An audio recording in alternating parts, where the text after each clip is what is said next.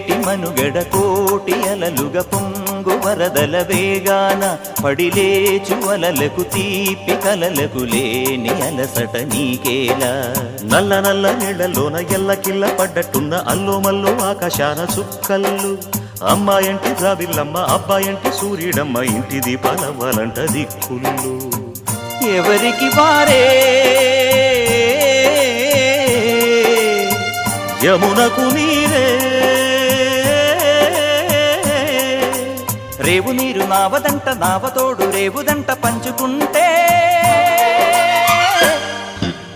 గోరువంక వాలగానే గోపురానికి స్వరాల గణగణ గంటలే మోగనేలా. గోపబాలుడొచ్చినాక గోకులానికి పెదాల కిలకిల పువ్వులే పుట్ట